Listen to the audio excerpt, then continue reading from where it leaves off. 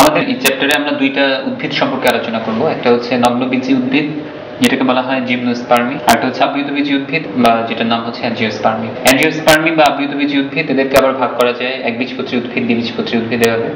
একবীজপত্রী উদ্ভিদের আবার অনেকগুলো এরকম গোত্রে আমরা ভাগ করি, আবার দ্বিবীজপত্রীকেও অনেকগুলো গোত্রে ভাগ করা যায়। আমরা দুইটা টিপিক্যাল গোত্র নিয়ে আলোচনা করব। একবীজপত্রীর মধ্যে আমরা পোয়েসি গোত্র নিয়ে আলোচনা করব, ধান, আর দ্বিবীজপত্রী গোত্রের মধ্যে আমরা মালভেসি গোত্র নিয়ে আলোচনা করব, যেটার জবার একটা ফুলের উদাহরণ রয়েছে। আচ্ছা, আমরা শুরু করি যেটা দিয়ে, সেটা হচ্ছে নগ্নবীজী উদ্ভিদ।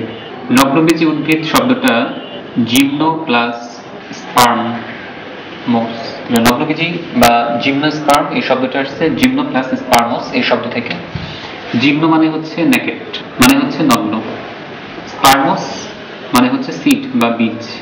তাহলে এমন উদ্ভিদ যে উদ্ভিদগুলোতে বীজটা নগ্ন থাকে, সেই ধরনের উদ্ভিদকে বলা হচ্ছে নগ্নবীজী উদ্ভিদ।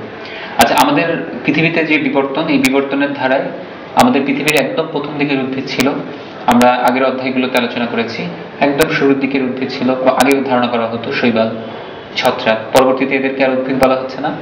আমাদের পৃথিবীর সবচেয়ে অনুন্নত উদ্ভিদ এখন যে উদ্ভিদের শ্রেণীবিন্যাস, সেটা অনুযায়ী মশ বা মশ জাতীয় উদ্ভিদ, পরবর্তীতে ফার্ন বা ফার্ন জাতীয় উদ্ভিদ, তার চেয়ে উন্নত উদ্ভিদ হচ্ছে নগ্নবীজী উদ্ভিদ।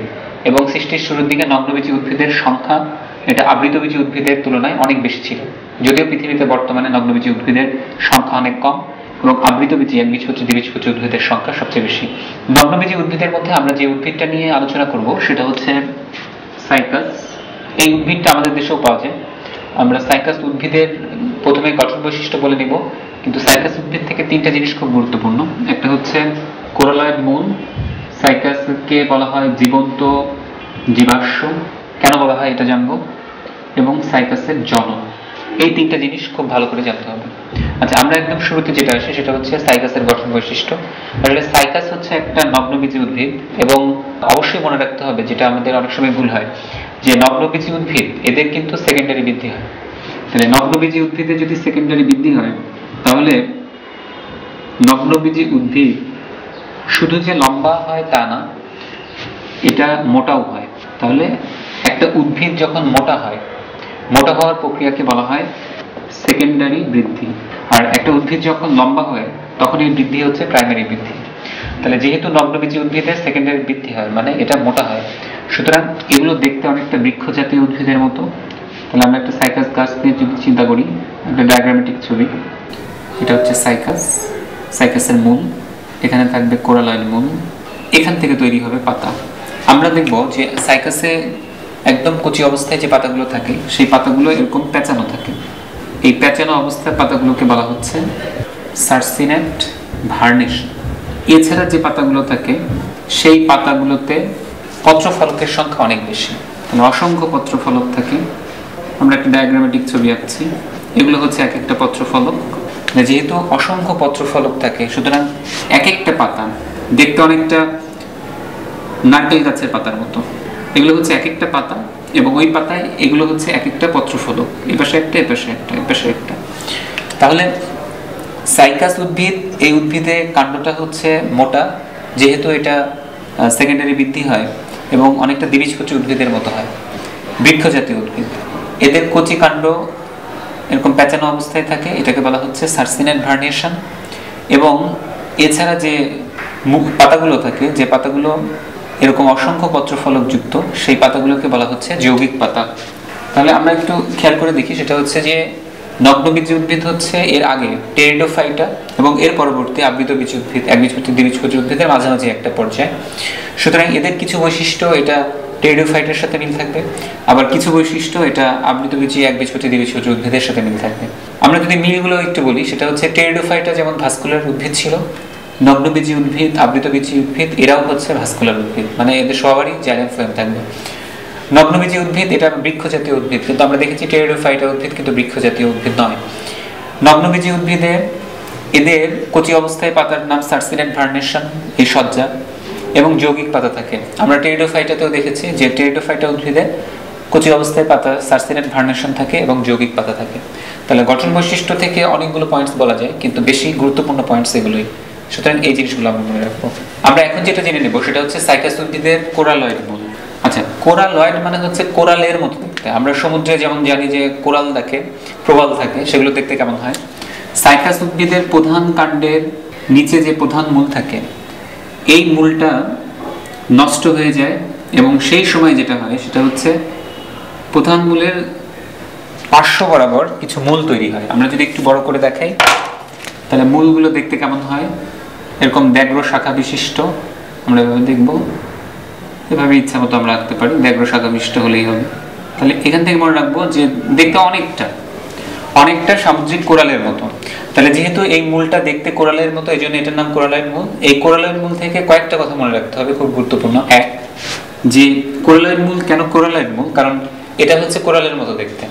2 নম্বর পয়েন্টস হচ্ছে কোরালাইন মূল এটা ভূ নিম্নস্থ, মাটির নিচেই থাকে, কিন্তু প্রধান মূল যেটা হয় সেটা হচ্ছে এদের দিকমুখিতা হচ্ছে ভেতরের দিকে, মাটির দিকে, মানে মাটির নিচের দিকে এরা যেতে থাকে প্রধান মূল।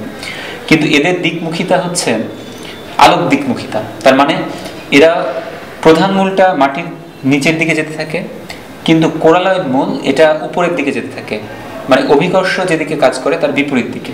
সুতরাং এই পয়েন্টটা আমরা মনে রাখবো, অভিকর্ষের বিপরীত দিকে কোরালয়েড মূলটা কাজ করে।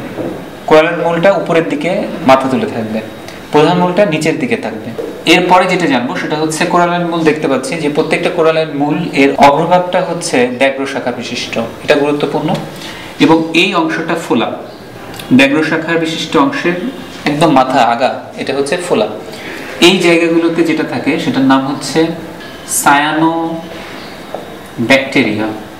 আমরা জানি যে সায়ানোব্যাকটেরিয়া মাটিতে যে নাইট্রোজেন থাকে সেটাকে একসাথে করে এরা নাইট্রোজেন জাতীয় পদার্থ তৈরি করে, নাইট্রেট তৈরি করে, নাইট্রাইট তৈরি করে।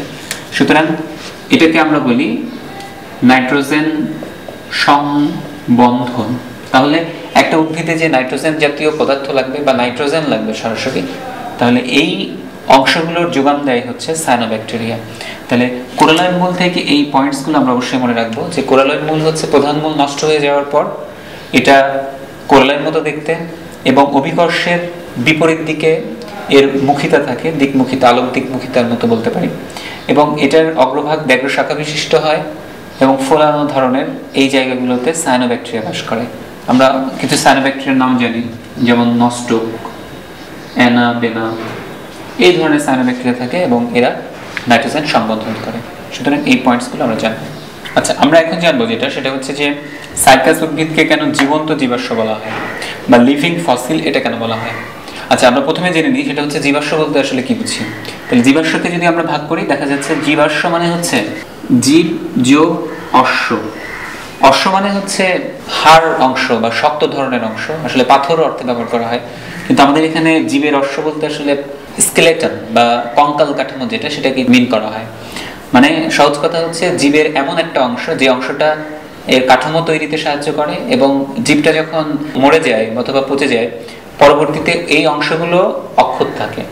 তাহলে জীবাশ্ম হচ্ছে, আমরা একটা উদাহরণ বলতে পারি যে মানুষ যখন মারা যাওয়ার পর শেষ পর্যন্ত মানুষের হাড়গুলো কিন্তু রয়ে যায়, হ্যাঁ, দাঁতের অংশ অথবা শরীরের বড় বড় হাড় সেগুলো রয়ে যায় এবং ওগুলো দেখে কিন্তু পরবর্তীতে আইডেন্টিফাই করা যায় যে এটা কি প্রজাতির বা এটা কি ধরনের জীব ছিল।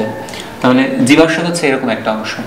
আচ্ছা, এখন আসলে জীবন্ত জীবাশ্ম কি? জীবন্ত জীবাশ্ম হচ্ছে যে এটা দেখেও আমাদের ঠিক মনে পড়ে যাবে যে এই উদ্ভিদটা দেখে মনে হচ্ছে যে পৃথিবীতে এর আগে এরকম কিছু উদ্ভিদ ছিল যেগুলো বর্তমানে পৃথিবীর বুকে টিকে নাই, কিন্তু এই উদ্ভিদটাকে দেখে আমাদের সেই উদ্ভিদগুলোর কথা মনে পড়ে যাচ্ছে। জীবাশ্ম যেমন দেখে আমরা ওই জীব সম্পর্কে ধারণা করতে পারি, হ্যাঁ, একটা জীবাশ্ম দেখে আমরা বলতে পারি যে এই জীবটা কত বড় ছিল, হ্যাঁ, আকারে কেমন ছিল, এটার বয়স কেমন ছিল এবং কোন প্রজাতি বা উপপ্রজাতির জীব, যেগুলো এরকম আমরা বলতে পারি। জীবন্ত জীবাশ্ম হচ্ছে একই রকম ব্যাপার, যে একটা জীব সম্পর্কে ধারণা দিবে, আমাদের এখানে একটা উদ্ভিদ সম্পর্কে ধারণা দিবে। এবং ব্যতিক্রম যেটা সেটা হচ্ছে জীবাশ্ম এটা তো মৃত, কিন্তু জীবন্ত জীবাশ্ম যাকে আমরা বলবো সে অবশ্যই জীবিত হবে। তাহলে মেসোজোয়িক যুগে কিছু উদ্ভিদ ছিল, সেই উদ্ভিদগুলো হচ্ছে সাইক্যাডেলেস বর্গের উদ্ভিদ। যেমন বর্তমানে এরকম কিছু উদ্ভিদ টিকে আছে পৃথিবীর বুকে, সাইকাস গণ সহ এরকম আরো অনেক 9টা গণের উদ্ভিদ আছে, মোটামুটি 100 প্রজাতি। এই 9টা গণের 100 প্রজাতি, একটা গণের উদাহরণ হচ্ছে সাইকাস। তাহলে এই উদ্ভিদগুলো পৃথিবীতে এখনো টিকে আছে, এবং যেহেতু এরা টিকে আছে তাহলে আমার সহজ কথা হচ্ছে এরা জীবিত।